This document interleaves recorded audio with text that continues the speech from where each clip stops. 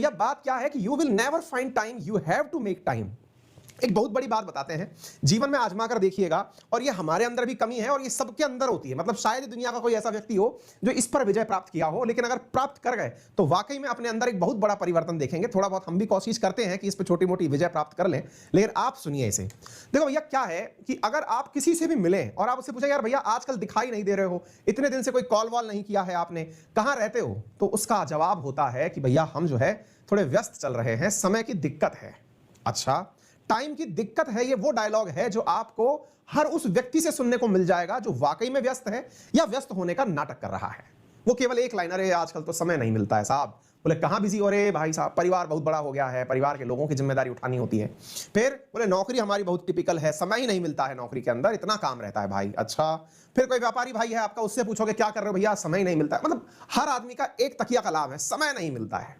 और हमें यह समझ नहीं आता है कि जब आपको अपनी इतनी सी नौकरी या इतनी सी पढ़ाई करने में समय नहीं मिल रहा है, तो एक आदमी प्रधानमंत्री बन के बैठा है जिसको दुनिया भर के सारी चीजों की केयर करनी है, उसको उसके बावजूद भी समय मिल रहा है कि आपसे बैठ करके मन की बात कर ले हैं।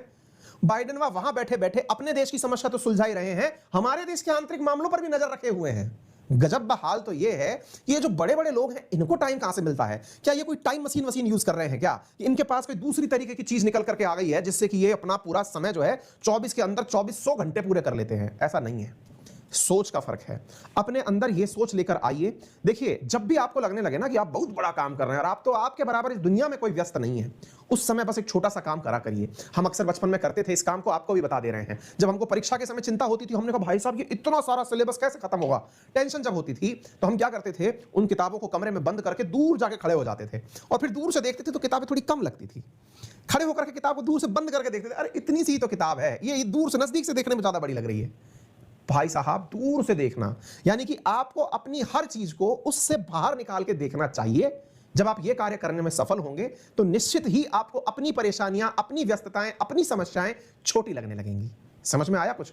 तो व्यस्तताओं का उल्हाना देना बंद करिए। समय है तो ठीक है, नहीं है तो भी ठीक है। सामने वाले को यह होने का नाटक मत करिए, क्योंकि आप दुनिया में ऐसा भी कुछ नहीं उखाड़ लिए। क्योंकि विशेष रूप से अगर आप मेरे विद्यार्थी तो कुछ नहीं उखाड़ लिए हैं, प्रधानमंत्री हमारी क्लास सुनेगा नहीं, बाकी विद्यार्थी हैं तो विद्यार्थी तो जीवन में आपको सीखने के लिए बैठना पड़ा है। इसका मतलब यह है कि आपको बड़ा आदमी बनना है ना, तो ये बहानेबाजी बंद कर दो।